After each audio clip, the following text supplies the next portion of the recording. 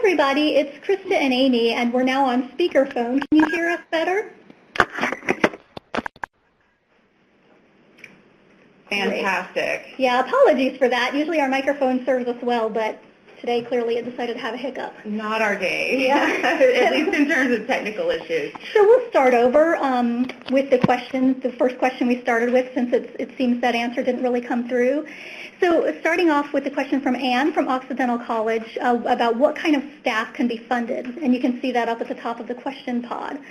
And the answer that I was saying, and then Krista was chiming in, is that if you're looking to fund current staff, such as in the first example, you can request funds for that. But you want to really strongly justify them because that does fall into the sort of discouraged category. Our reviewers will want to know why the staff, which are presumably already currently funded, need grant funds from this program to be funded, and you'll want to explain what they're doing, who's carrying out their other projects while they're being funded on grant funds. Correct. Yes, so you want, I think what the situation is here is that the partner organization is essentially acting as a subcontractor, so handling the digitization for the project, and they're trying to recoup costs for that. So if the partner organization's team is currently supported by outsourced contracts of this kind, then that would be your explanation and justification in that case. Right, that's a very good point because they could be considered to be on soft funds in that case. Right. And then also the question about the volunteer being paid to do sort of discrete materials, discrete tasks that this person is expert in, that's perfectly fine. Sure, yeah, no problem. So question number 2, we're seeking other grants to fund components or facets of the overall efforts. How is that described in the grant application? We have a question for that. We sure do. What's the name of the question again? It's funding justification? Right, and it is found in section 10. If you're looking at our applicant guidelines under funding, it's the very last question in that section. And it gives you a place not only to describe why your project is uniquely suited to this program for funding, but also we ask that you describe other attempts to secure funding, and this would be a good place to talk about that. So how you'll be sort of able to expand the impact of funding you might get through this program. Sure. And yes, it's something you can do in your budget justification as well to demonstrate the other kinds of institutional commitment that you're making to this project. So question number 3 from Anne, since the limit is 300 words for description of content, how can we best describe multiple collections succinctly? Yes, this is a Yeah, this is a very common question because we know one of the good places that you can do this, the description of content, okay, that's intended to be sort of a snapshot, an overview, but there are other places. You can include a project plan appendix, and that is also somewhat limited. There's a very strict format that you have to follow, but you can at least put the names of the various collections. You can also, in your value and significance statement, talk about these issues. If you make it to the second round, you can certainly have scholars attest in their letters of support to the various collections and their importance. The key is just not to repeat yourself anywhere in the application. The description of content is about what it is you're digitizing. The value and significance is about why you're digitizing it, and then your project plan and your technical approach describe how you're digitizing those collections. So just make sure, I would follow, describe things in the same order throughout the application so it's easy for the reviewers to read, and just don't repeat yourself. It's a challenge. It's part of the test, I guess, of being a good grant applicant is being able to be succinct, and that's as much help as we can give, I'm afraid. Right, but our reviewers, they are very thorough. They really pay attention to all the parts of the application, so you don't need to worry that they will sort of skim and miss things that you're saying, I think. So you can sort of write with confidence in one place knowing that it will be taken into account. Yeah. All right, we have a series of questions from Janet. And I think they're actually quite detailed. How many items are in a file? How many files are allowed? What quality of photos are we looking for? Actually, these are questions that are pretty difficult for us to answer without knowing the circumstances. So, Janet, one of the things you can do is just follow up with us in a separate email to hiddencollections@CLIR.org. But a lot of these questions you really have to answer for yourself. And you have to create the number of files that you think it makes sense to create given the nature of your collections and given current standards and best practices in the archival profession. We have our partner, the Digital Library Federation, has created a resource page. We're calling it our DigiWiki, the digitizing special formats. And you can see that linked from the left-hand menu on our program website. So if you want to go there, there's tons of resources on intellectual property,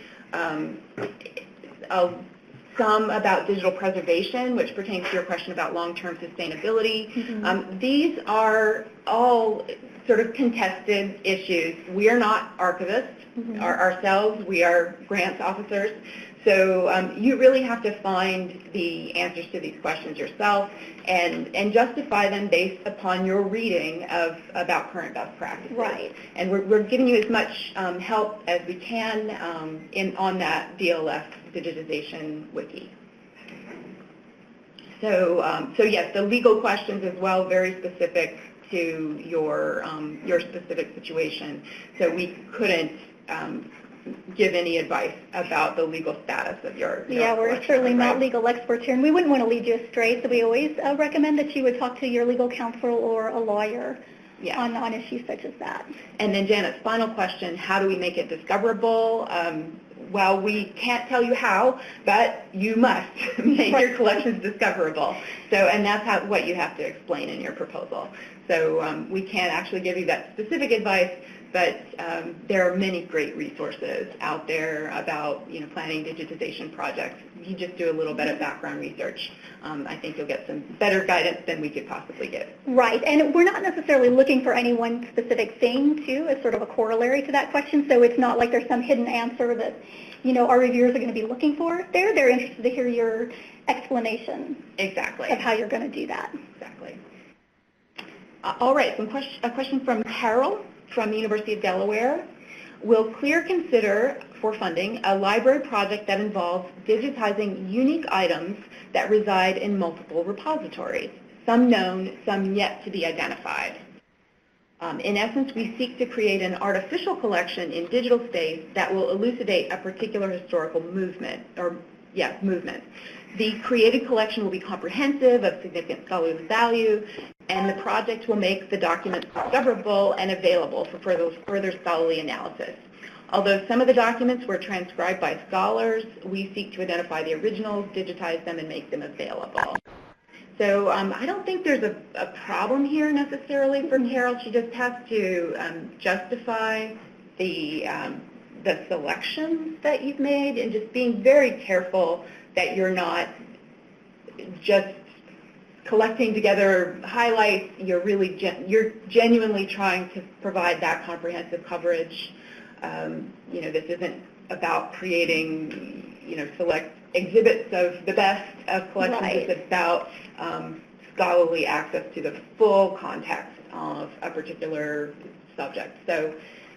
Right, and I would say, we're aware that, all collections are sort of artificially created, I guess you could say. At some point they're created. So you're making the argument, I think, that you're, working with what is essentially a new collection that you have envisioned here, and it is this whole complete new collection in its own right. Right. Yeah, I wouldn't necessarily, this is a little bit of a judgment call, but I wouldn't necessarily advise a single institution to try to create an artificial collection, but since you're already collaborating, we're getting a lot of questions of this nature from collaborative partnerships, and part of this collection at one institution matches up well with part of a collection at another institution, right. So they want to kind of merge them together, and that makes sense for us. That if you're making the same kinds of distinctions within the collections of an institution, our reviewers might ask, well, why not just digitize the whole? Right, that's where you would probably be more likely to run into that question of cherry picking, I think. So, Liza had a follow-up. Should other sources of Carol's materials be included in the proposal as collaborators? In general, yes. If coming in as a collaborative partnership is always in your best interest, and even if the sum total of what a partner is doing is donating, their content to be digitized, they're still going to have to play an active role in making sure the descriptions of that content are complete and accurate. So putting them on the hook as a partner is going to strengthen an application. Right. I wouldn't say in absolutely every case you have to do that, but we somehow it will vary on a case-by-case basis, but in general it's a good idea. Okay, so Gloriana St. Clair from Carnegie Mellon University, working on a project called Olive, the Open Library of Images for Virtualized Execution. And actually, Gloriana, to you, I know that we had sent you an email. Some of your questions were pretty detailed, so we'll respond to them later. But we thought there were some here that would really be of general interest to everybody listening. So those are, what experience has CLIR had with getting universities to sign its intellectual property agreements? And this is actually since this is the first year of this program, this is actually our sort of own inaugural year getting this, but we have consulted with the Mellon Foundation a lot about this. This is really something that they have advised us heavily on. Well, they drafted that agreement, and it's the one that they used with their many university grant recipients. And so we're assuming that our lawyer who negotiates these agreements will be approaching it in a very similar way. So we're not anticipating making a lot of adjustments to, at the request of our recipients. We're pretty much want to stick with the model agreement that's there and follow the Mellon Foundation's advice very, very specifically. This is their money, and we're the custodians of it, and we want to handle it in the way that they would. Right. So what experience have we had with university administrative fees? So these would be overheads. Yeah, and that is not we cannot fund those. They're not, and that again is something that comes through from our colleagues at the Mellon Foundation, and CLIR follows this, and we have our own policy on this that we do not fund overhead fees or administrative fees. Those can be, you can demonstrate those as sort of a cost share in your budget narrative to show your buy-in for the project, but you cannot request, funds will not be granted through this program to cover those. Yeah, we're prohibited from doing that, and there is a link on our website to our indirect cost policy that you can use as evidence with your grants office to say, well, in order to apply for this grant, we can't apply for overhead, and this is why. So if you have any other needs, then you can let us know, and we can send you an email that underlines the fact that we're prohibited from allowing indirect costs through the program. And finally, from Gloriana, what prejudices might reviewers have against games as scholarly content? None that we're aware of. Nope, absolutely not. We are happy to consider, if you make the scholarly argument, the argument for the scholarly value. Absolutely, yeah. Of any types of materials. Any type of material, any type of original source on any subject, but it has to be of scholarly interest. Right. All right, from Imogen at DHC, Dance Heritage. Can analog moving images be proposed for digitization under this grant? So, yes. Yes, they can. Yeah, absolutely. So her follow-up, a question about avoiding cherry picking. This is similar to what we talked about before. Would there be a way we could sort a collection to digitize only of the originals, not compilations or dupes? Would this be considered to meet the requirement of substantial proportions of collections? I would think certainly if you have dupes, duplicate materials in your collection, don't digitize both the originals and the duplicate. That doesn't make any sense. Just the originals, that's fine. Right, and I think in compilations too, I think that it would be, that if you pull those out, there's an argument that compilations in and of themselves represent something, but I would not. I think you could argue. I think you could argue against it and make a persuasive argument. Okay, and if there were an agreement in place for materials to be transferred to a repository from a private collection, say a dance company, could these be included provided they wound up in a repository where the metadata and surrogates would be made accessible? This is a little bit of a tough one because we're trying to read our reviewers' minds. Basically, their concern is going to be whether materials are going to be digitized and then at a later date taken back, and all of a sudden, we're not giving permission for your giving access to them. So if, as long as that is clear, I don't think that we would make it ineligible. It may be a factor in some reviewers' minds, but we just don't know. Yeah, and I mean, it comes down to this question of ownership, which I think we do address in some of where, Yeah. we say that you have to really own the materials, and it is for this reason of sort of long-term accessibility to them. So as long as you can make that argument, or make the case that they are, as Krista said, going to be available in the long term and not be sort of, they wouldn't be taken back. Right. Then, but it's pretty rare. I mean, it's a little bit of a gray area, so yeah, I would be very careful to explain that whole situation and tighten that agreement as much as possible. Right. And also include, would they be able to put a letter of support from the company as part of an institution? I think it's part of, if you advance to the final rounds, and then as part of your institutional letter of support, you could append, I would say, a letter if the materials were not owned by the applicant institution or a formal collaborating institution. Right. Then that would be an appropriate place, especially if and the reviewers would let you know. I think if they wanted to see that, that's the sort of feedback that is so advantageous in the first round. They'll really tell you what they're concerned about and what they would like to see to strengthen your arguments in the second round. All right. Yeah, that makes sense to me. All right. Next from Tara at Missouri Valley Special Collections. A collection that is primarily oversized materials presents extra difficulties when digitizing, such as cost and properly handling materials. Will this be a significant factor when reviewing an application? Certainly a significant factor, but not necessarily a negative one. I think that we are anticipating there being a variety of different cost models in our proposals that we're going to be receiving, and it just has to be justified as the most efficient way to handle and in the most appropriate way with the best archival practice for handling the particular materials. And so oversized materials would be more expensive to digitize, and our reviewers will understand that.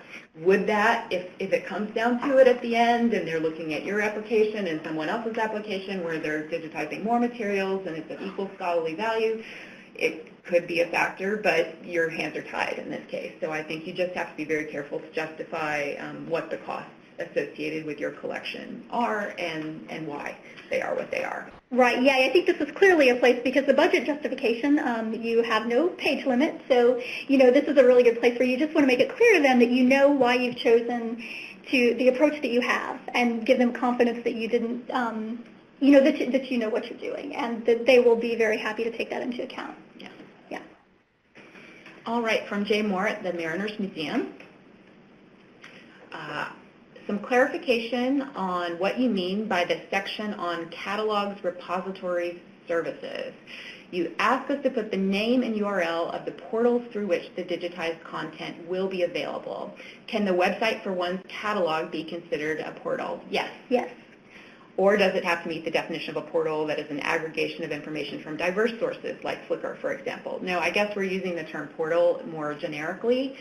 Just where will scholars go on the web to search for and to discover your materials? Right. That's basically all we're asking. Okay, so then from Libby, what is CLIR's position on the project budget, including funds for project oversight and management duties for existing staff? And, well, this comes back when you're talking existing staff. Again, once again, you're into this, the question of strongly justifying them because they do fall into the discouraged category, unless they're currently on soft funds, in which case you'd want to make that very clear, I think. But you can ask for them. You just want to justify them. Yeah, I think that a project oversight is certainly a lot of work, and our reviewers perfectly understand that that is a necessary kind of work to be done with any of these projects. So I think accounting for it either as a shared cost, from the institution, or in the budget narrative or in the budget proper as part of a request, again, strongly justified as being needed because other funds are not available to cover it, that certainly accounting for that in your plan, in the personnel plans is perfectly reasonable. Right, and can only help, I think. And actually, a quick note here for those of you who know us from the Cataloging Hidden Collections program, you may have noticed that the budget this year does not have a column for cost share. We used to allow people to sort of document the cost share in the budget proper. We don't do that. We're not doing that any longer. Cost share is not required, but it's always nice to show some sort of thing, but that's often best done in narratives, we find, and because we don't track it once a grant is awarded. So just in case you happen to notice that the cost share column is missing in the budget proper, know that you should and can account for it in the justification, the narrative. Yeah, we think that's going to work in our applicant's favor, right, because it means that reviewers can't just look at the numbers, right, and compare one project to another and say this person's investing more than this other person, when in fact people count cost share in a lot of different ways, and you really need to consider the context. So, so that's kind of why we did that. It was for your benefit. Okay, from Charlotte Irwin. Our project involves the papers of a single individual. In prior years, funded projects have been more thematic. Can you comment? That not exclusively. I think that we have funded some projects that have been very specific, collections. Right, like the David Driscoll project at the University of Maryland, for example. That was one collection from one scholar who had collected all kinds of materials over the years. That's a great example. I think if you go back to our funded projects list, that you can see a fair variety of different approaches to making a project coherent, and certainly cohering around a single individual makes sense. Right, and I think, again, coming to the scholarly value argument, when you do something like this, I think you want to focus on how this will be of interest to scholars in lots of different disciplines. Exactly. If you have, say, an artist, you all can probably make a very good case for the art historians, but if you can think about other things like economics or history or something like that, then, that's always helpful. Very good advice, yes. Our reviewers like to fund projects that have a very broad scholarly appeal, so you just have to make sure that your project sort of rises to the level of comprehensiveness that we're looking for, and also the scholarly significance. So from Liza, can you talk about what you would like scholars to include in letters of support? Well, first we should say the letters of support are not required for the initial proposal, so you don't have to worry about them for April 30, but it's very good to start thinking about them and soliciting their input, even on an initial proposal. Well, we like, or our reviewers generally like to see in letters of support examples of how the nominated collections will be used for research, first of all, but also for teaching, evidence of this strong disciplinary interest. Ideally, you will have a scholar that can be in the position to say, if I had access to this collection in digital form, then I could do X, Y, or Z, or this might change the way we understand X, Y, or Z. You want, that level of convincing, persuasive arguments. It's great to have endorsements about how wonderful a professional you are and how helpful you are, but we more or less take that for granted. We're really looking for the scholarly letters of support to make the case for the significance of the collection. It's really what it comes down to in the final assessment. Yeah. Yeah, absolutely. And particularly this year, I think where, as you had said, Krista, with the impact, what kinds of new scholarship can be created if these materials are digitized that wouldn't have been possible before, if they can, give some sort of persuasive argument in that respect, that also will be very helpful. All right, from Jay Riley. How much processing would be considered for funding as part of a project? Completing inventories, metadata and subject indexing, the creation of finding aids. This is kind of a gray area for us. We are trying to be flexible about that this year. What we're telling people is just to keep in mind that the purpose of the grant program is digitization. So the funds have been set aside for this purpose. We're trying to be flexible about the kinds of projects, we understand that combining description and digitization into a workflow can make good economic sense. Yeah, absolutely. But we can't give percentage or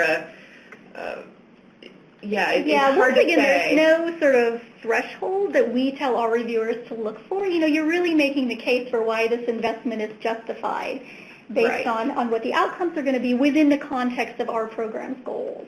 Yes. The ultimate goal of this call is the digital object at the end.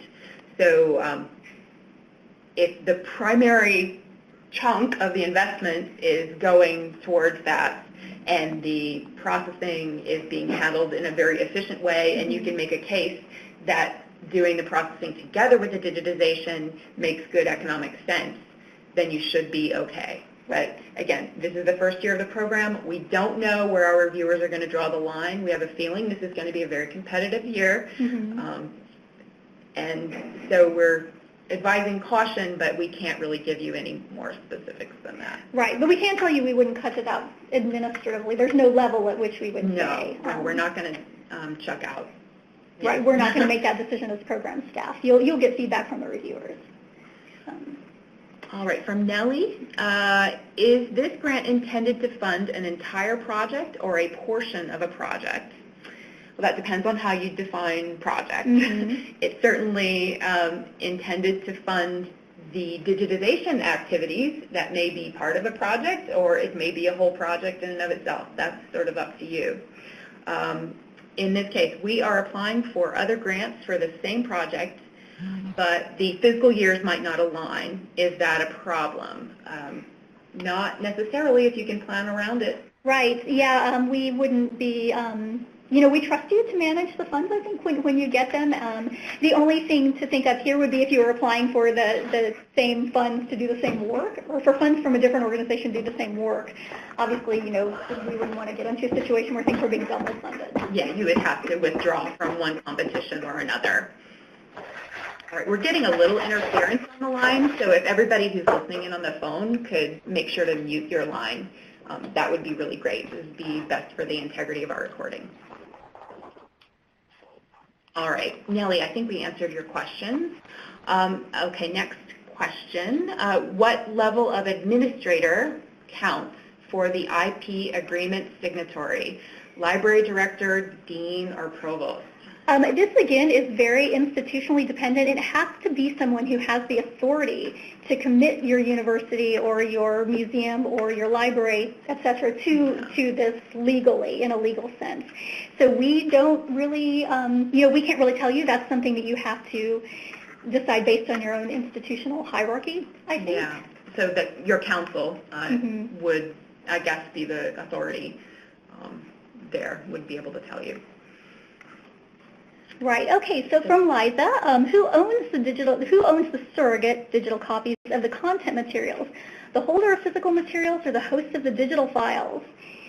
That's another legal question, I would say. That really Right. Well, I guess in our IP agreement, you would own. We're not talking about the content. Right. We distinguish between the copy, the digital copy, and the content within the copy.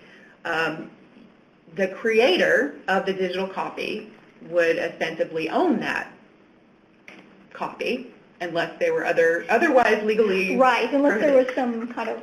Yeah, so through our IP agreement, you have to give CLIR, and through CLIR, the Mellon Foundation, a non-exclusive, royalty-free right to the copy that we would exercise only in the event that you failed to live up to the obligations that you laid out in the proposal. So if we funded the project, you completed the project, but then for some reason could no longer make the digital content that you created available, then the IP agreement would require you to transfer the content to someone that we would designate, etc. But again, that's transferring the ownership of the copy, not the content. Right. So anyway, that's about as much as I know.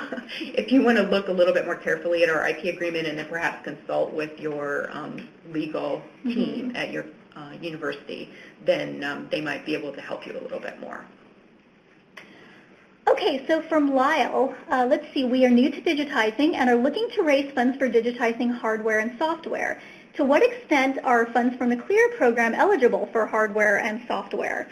And we do have a limit, actually, that we post in our budget specifics, where you can request funds for up to $5,000 per item, for example, of hardware. I mean, this program isn't intended really to, build infrastructure for institutions, I think, for their use. But we understand that there can certainly be some cases where a small investment in that respect can be useful. So we instituted those guidelines. Right. Yeah, it's not the intent of the program to build infrastructure for institutions. So we much prefer people. That's why the emphasis on collaboration is there. But there are situations that we understand in which a small amount of equipment can help get something done more efficiently. So that's why we have that small amount allowable. Software, I think, is an allowable cost.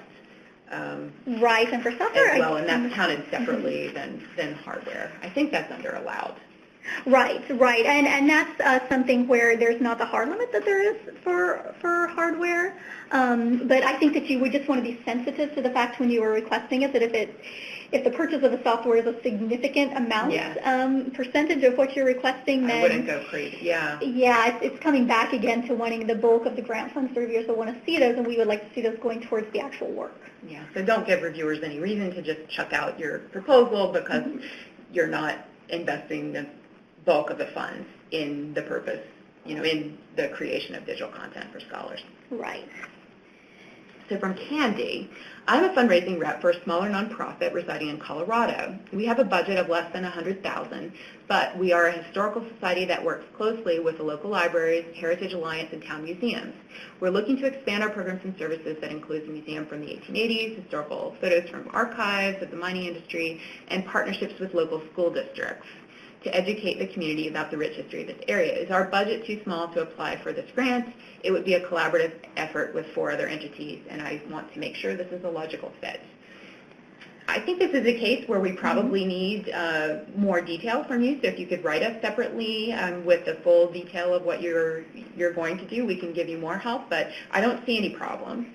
No, I think we certainly don't have any sort of set operating budget. I think what we've seen from reviews in the past is that they just want confidence that it is, that you're sort of a sustainable organization and you're not just relying on these grant funds to run something. I mean, it sounds like in your case from what you say, and again, we don't have the full context, but, if you've been long established, the fact that it's small, it's fine, and just give them confidence that you would be able to manage the grant funds should they be awarded, that you have sort of the accounting infrastructure. Right, and also sustain the outcome, the long term. You do have to, you're committed to the IP agreement.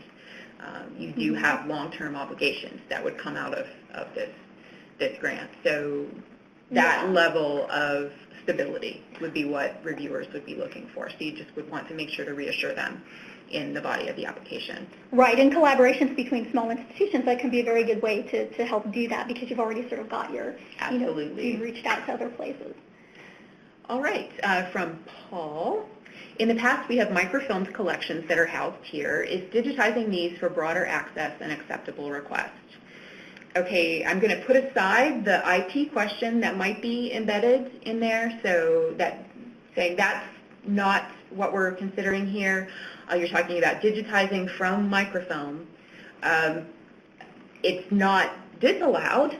I think that it just would need to be strongly justified as needed. If there's already pretty broad access through the microfilm being held at multiple repositories geographically distributed, then you're really going to have to make the case that it's the digital version of the content, and not just that, but the digitized version of the microfilm.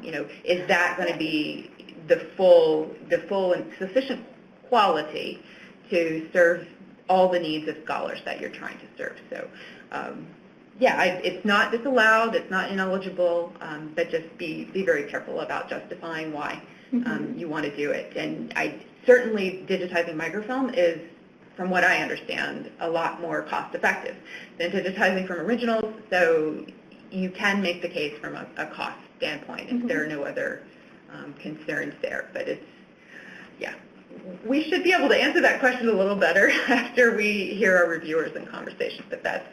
right, but from CLIR's perspective, again, it's not disallowed. All right, from Glenn. Are there any restrictions on the distribution channels or platforms for the collections once digitized? No restrictions.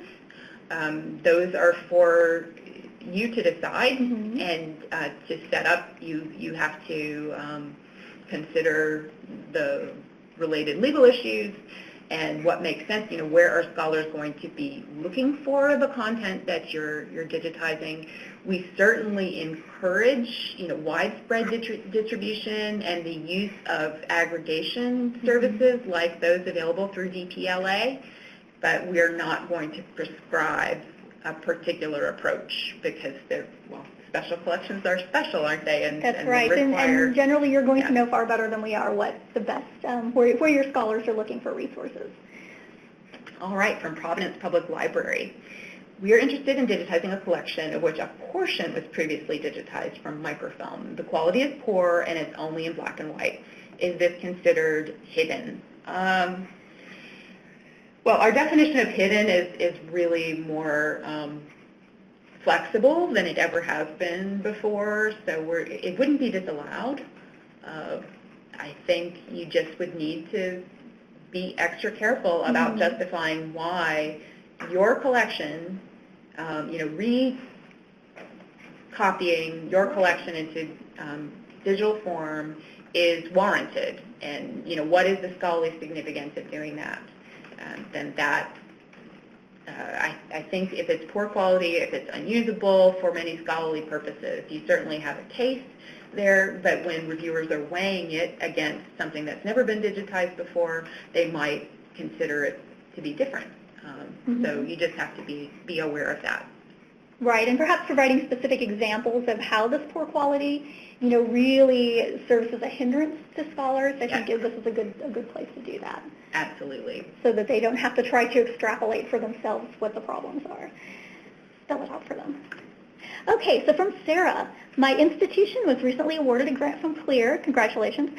So I'm working on a collection from a different campus unit. Would this work against me? No.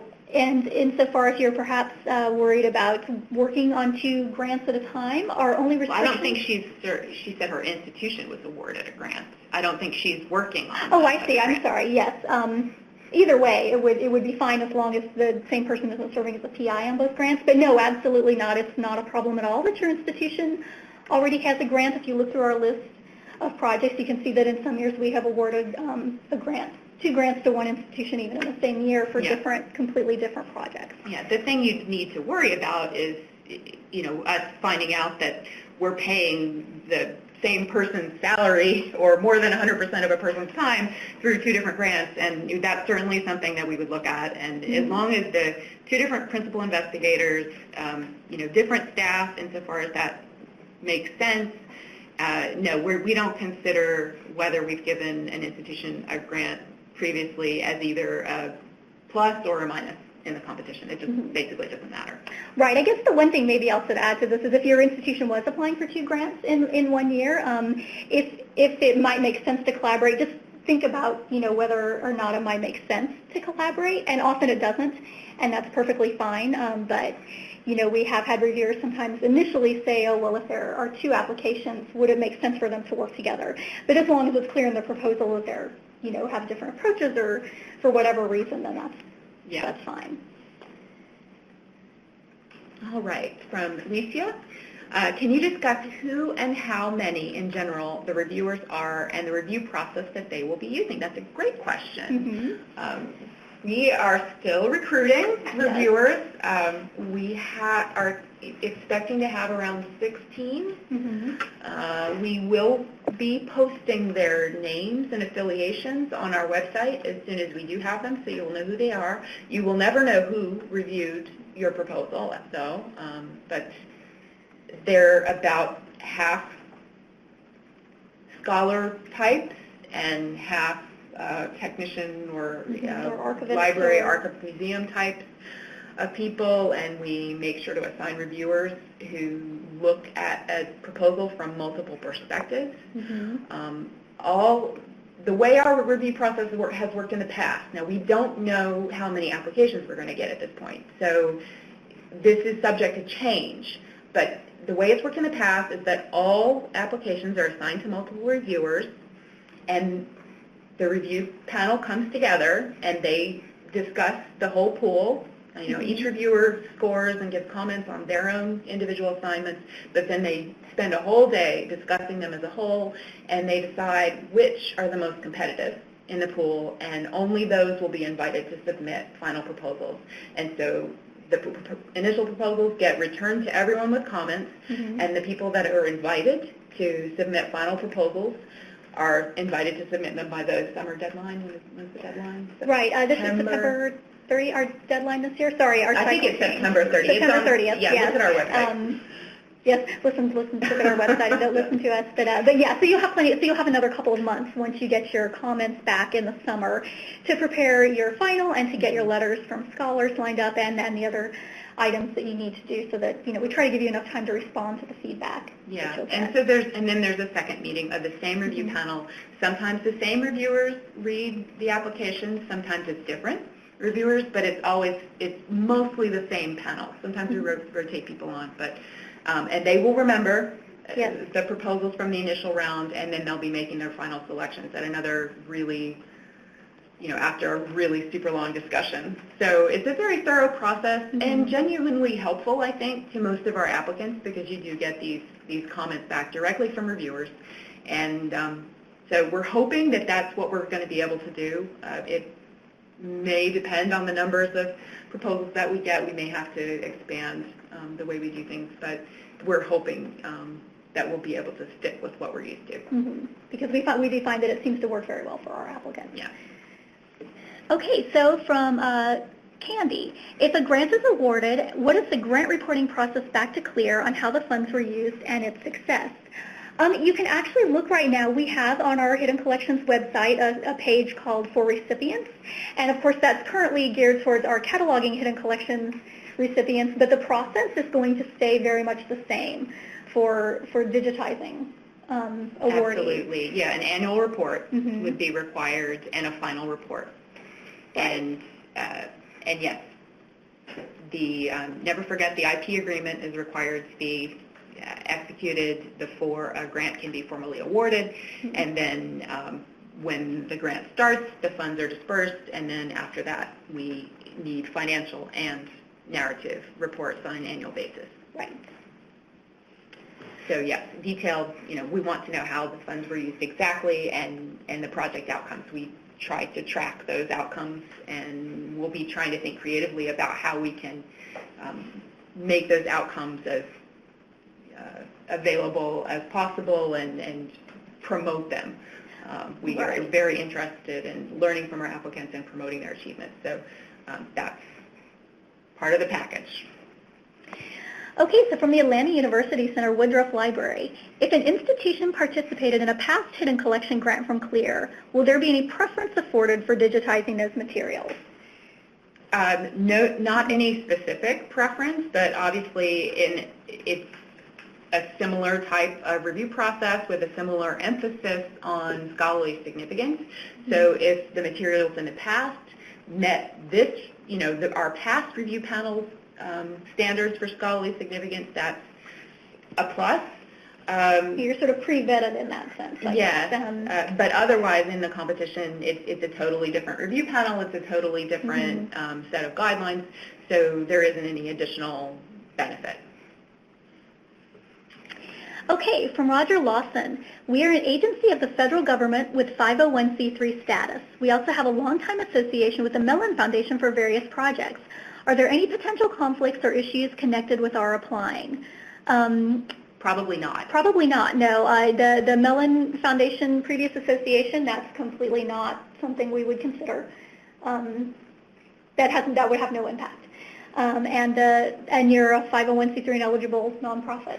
So. Yeah, so I would encourage you to write us at hiddencollections@clir.org with the specific details of what the agency is and what the 501c3 body is and what you want to do, and that we'll make sure to give you a full answer to that. Right.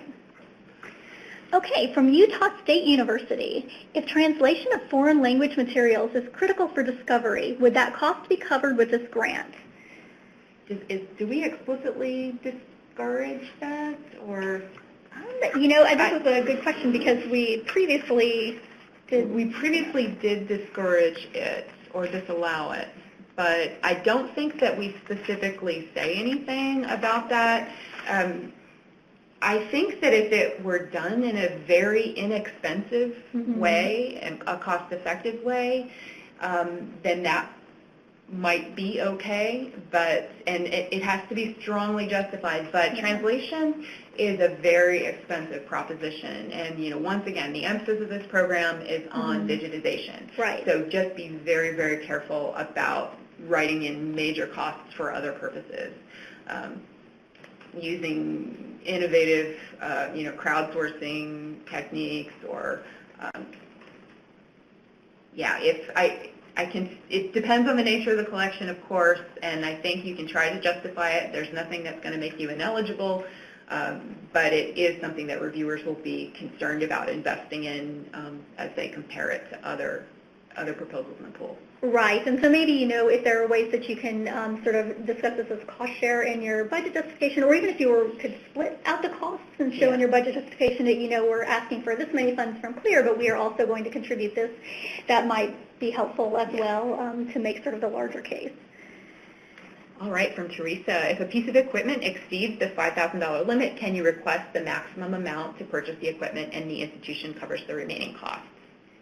Yeah, I think that's fine, and that kind of goes actually back to what we were just saying about cost share. If you show that you're willing to put in so much, then as long as you're not requesting more than the limit, it's fine for it to actually cost more than that as long as you're not requesting that from CLIR. Okay, from Rodney, besides funding for digitization of future projects, would the development and or licensing of an algorithm to support for digitization of past projects that we consider hidden meet your definition of hidden? The algorithm would be for image and text enhancement.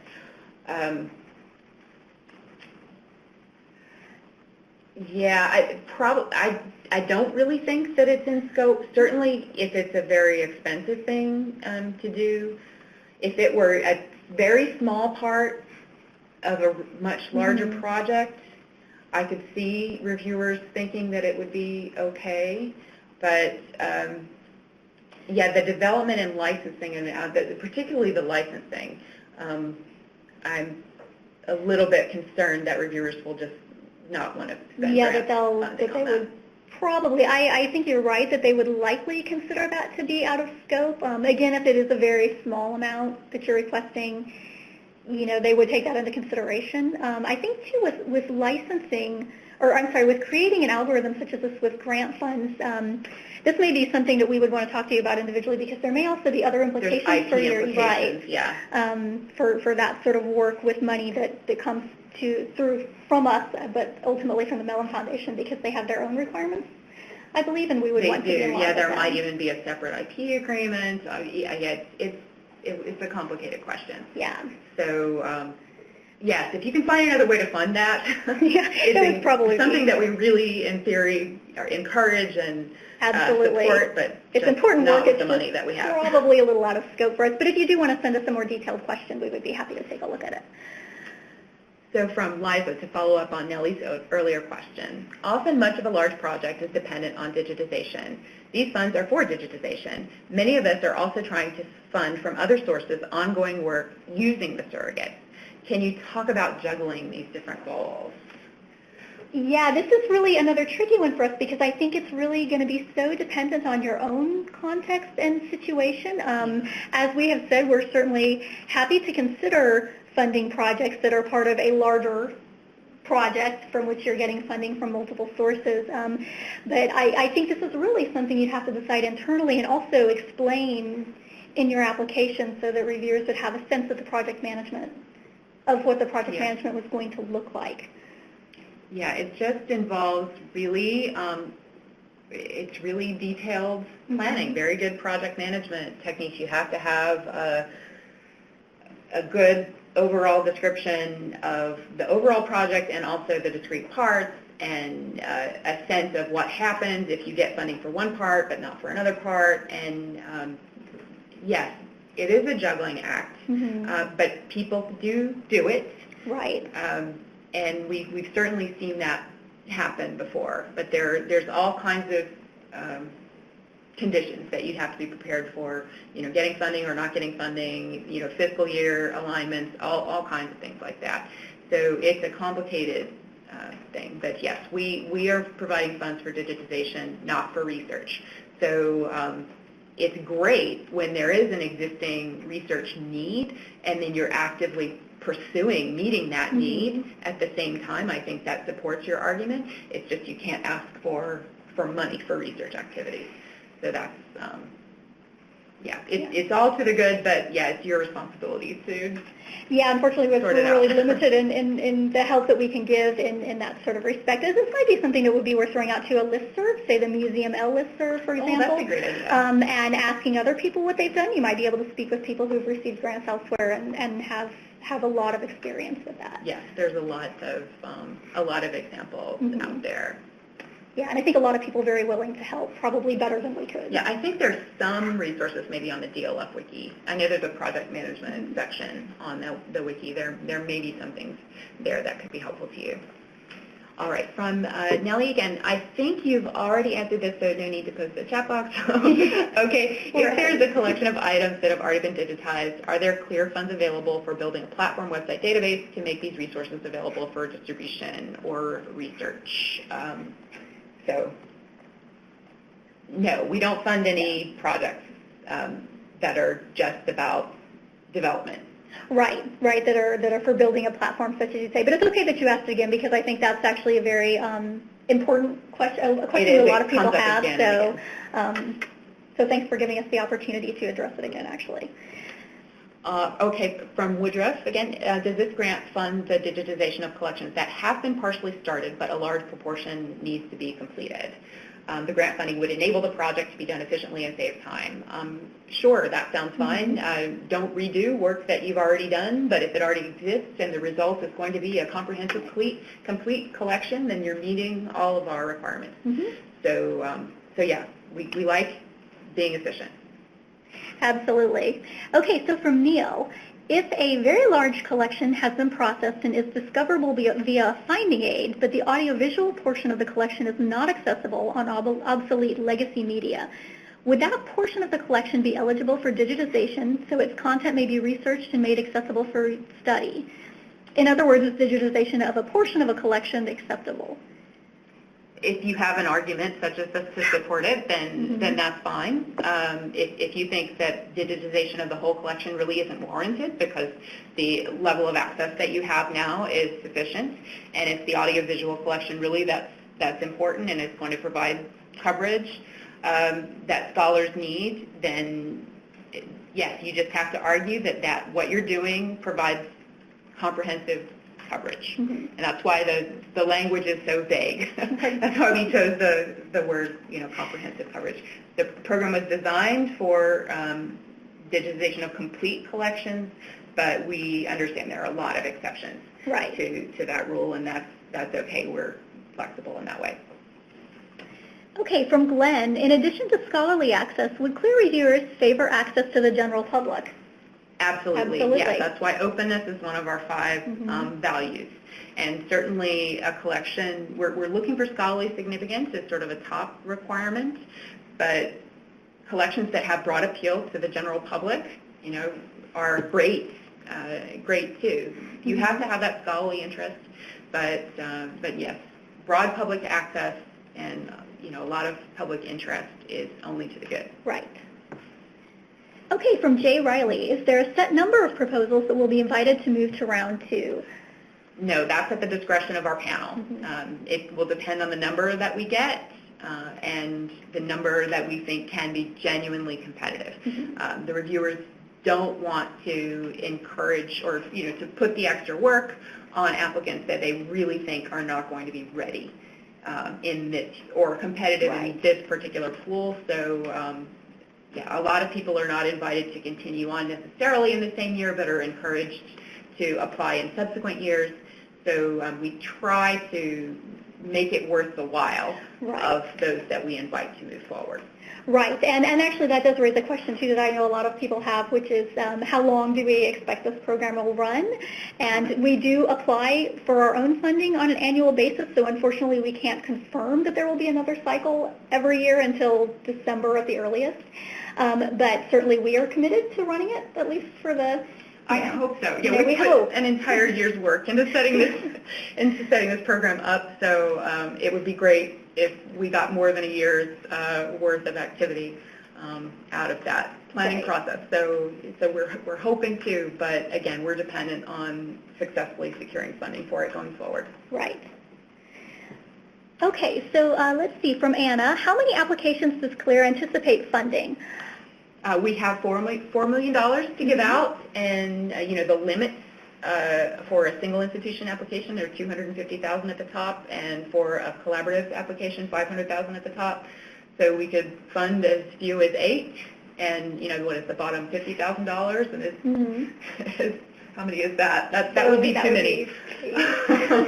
Somewhere around 20 or 25, I think. But who knows? I mean, digitization is expensive. We don't know what we're going to get. The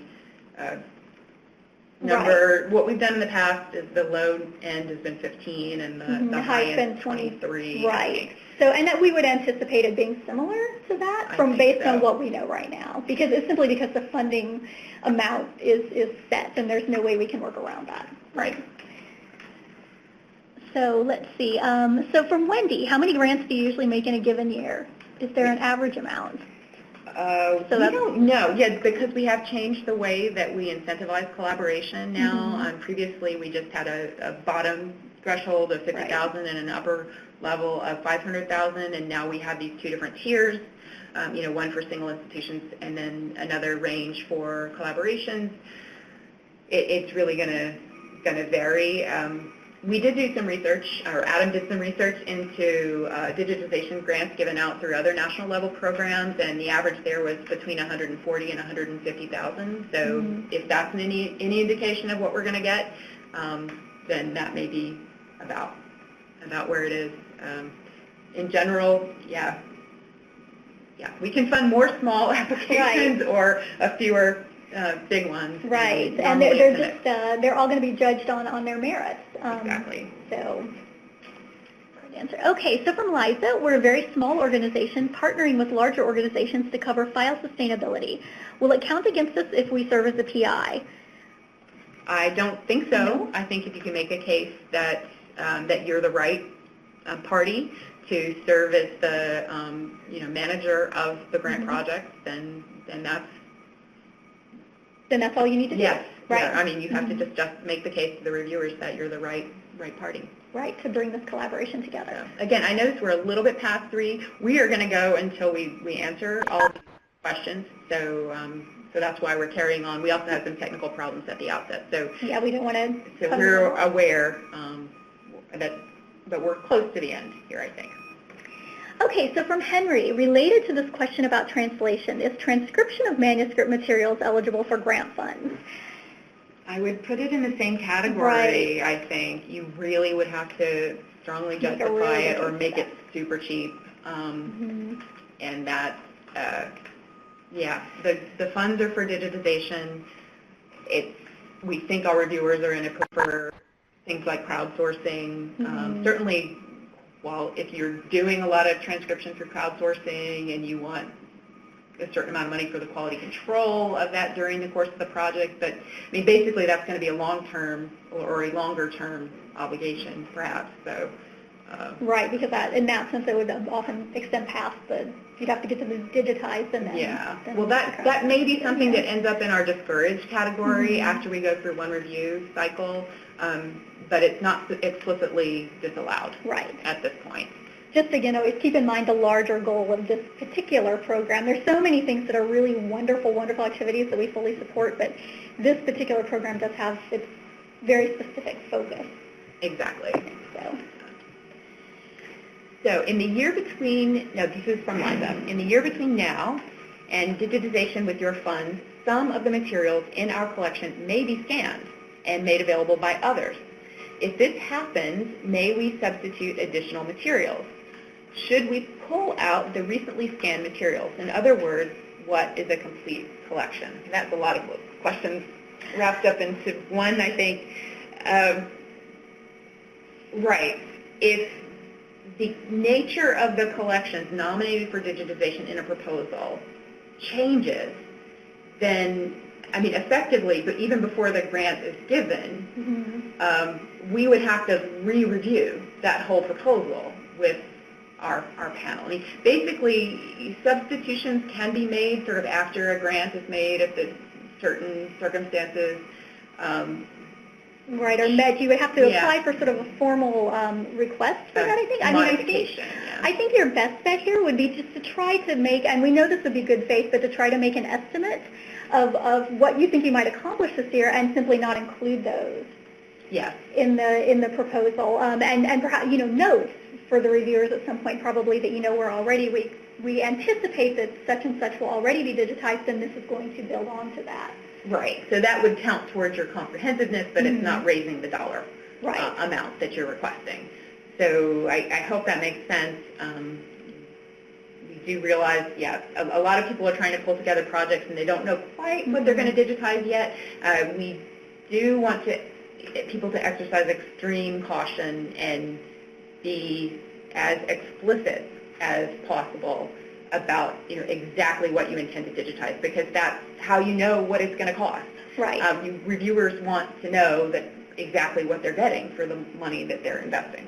So I guess what we're saying is technically it is possible to make a change later on down the line, but there are certain administrative hurdles that you would have to overcome, and it's not really a recommended thing to be planning on doing. Right, and you want to give the reviewers confidence when they look at your proposal that you do know, as you said, what it is that you're looking at, not that, well, this is sort of what we think right now, because they can't really evaluate things like the scholarly value if it's tentative. So from Christine, do you look at regions to ensure a wide distribution of selections? If she means the nature of the content or the regions of the geographic locations of the recipients. Right, of the institutions. So I guess we can answer both. We don't look at either one. Right. Really, we don't. I mean, certainly we like to see a wide distribution in both cases, really, but certainly the geographic region of institutions is constrained by what we receive in the applicant pool. Yeah, we do actually look at it ourselves for our own program assessment. We report it to the foundation. This is talking about our cataloging program in the past, which we're basing this new program on. And we would definitely tailor our outreach strategies. If we see that we're getting more attention in certain regions and not in another, then we know we need to do better at reaching out to certain areas. But as far as our reviewers are concerned and the assessment of proposals, it's strictly on the stated values in the guidelines. Right. So that's really not a consideration. Right. Okay, from Teresa, we have a very large collection of oversized material. Would a proposal to digitize only the portions of the collection that would be most accessed for research be considered? Well, this is one of these comprehensiveness one of the comprehensive questions. You just have to argue that what you intend to do meets that standard of comprehensive coverage. What we don't want is to create situations where a scholar finds something that's really, really wonderful in your collection, but then can't understand the whole context of that document. So that's essentially the service that we're trying to provide here. So you have to make the case. It's not going to make your proposal ineligible if you're proposing to do a partial collection or substantial portion of a collection, but it is something that you're going to have to explain. Right. Okay, Atlanta University Center, Woodruff Library. If a collaborative grant is funded, do the institutions have to share a portal for access, or can each institution have their own portal? If it makes sense for each institution to have their own portal, great. Yeah, we don't prescribe, one portal. But if it is going to make it more useful for scholars to have access through a single point of entry like GPLA, then that would probably be then the reviewers are going to take that into preferred, consideration, yes. right? And again, yeah, talking about, again, the notion of hidden in this program sort of being more what new things can be accomplished that can be for when things are digitized, just keeping in mind that wider context. If you keep them in sort of silos or what will you through the portal distribution, then, you know, that's something the reviewers are just going to be taking into consideration, I think. Exactly. Yeah, I would think. But it's certainly not forbidden. Yeah, whatever you can do to make it easier for scholars to access the related materials at the multiple institutions would be great. But again, this program is not about building a new portal. We think there are a lot of them out there. We don't need to create more with our program. So your institutional context is important, and we understand that. And exactly. Henry, is outsourcing the digitization allowed? Yes. And if so, would we need to get multiple bids? I don't think we posted that policy. Oh, yeah, actually that's, actually, yes, ideally you can outsource it. So the answer to your first question is absolutely you can outsource it. There is a place in the funding section where we ask that you upload either your RFPs or contracts you may have already executed or proposals for those so that they can accompany the budget and the reviewers understand where those costs come from. We do have a set of guidelines that we'll check and see. We can send you. I haven't put them up yet. I don't know if that was. So just to help you all think about this, none of them are requirements, but certainly multiple bids, for example, if you can talk about this in your budget justification, gives the reviewers just that extra assurance that you have been looking at it, you know, sort of broadly, and you've researched it and know why this is the right option. So I think it's to your advantage. It's not strictly required. Yeah, some institutions have requirements that you would need to meet, I mean, such as government-associated institutions. Yeah, it may be regulated by government institutions. Yes, and it may have to happen after funds are awarded. So it's a complicated question. Right, but so in short, I guess the answer is yes, and not necessarily, but it would be helpful. All right, so Liza's question, should digitization partners be included as partners rather than as contractors? It depends. It depends, and actually we have had a lot of internal conversations about this this year, and this comes back to the fact that this is a conversation that we have with you all as well as just internally.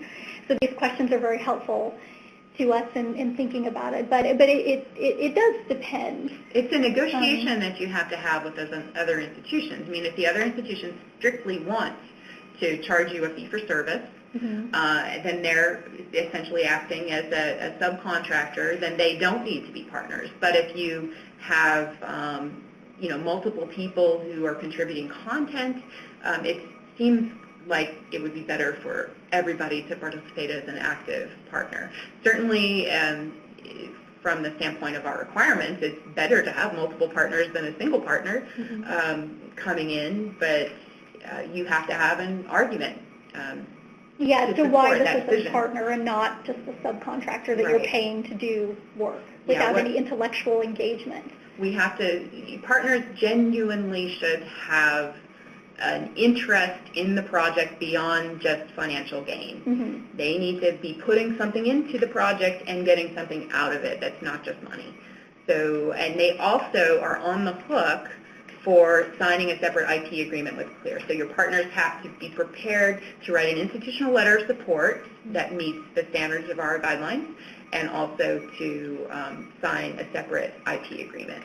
So those may be factors that would influence the decision about whether people want to be considered subcontractors or partners. Right. So, okay, good.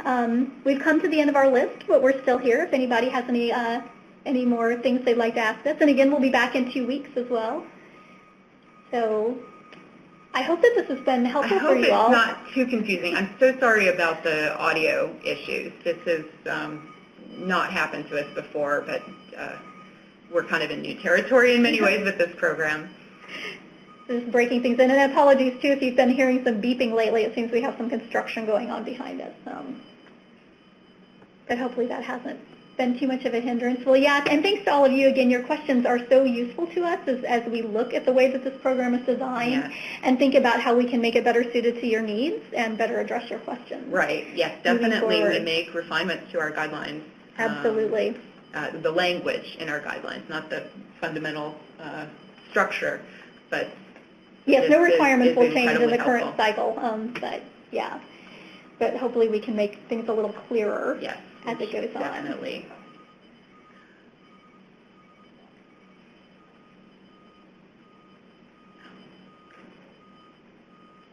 All right, well, I think we'll go ahead and let you all go, have your afternoons back, and Yes, thanks for hanging in there with us, and we hope we hope to see proposals from a lot of you. Exactly.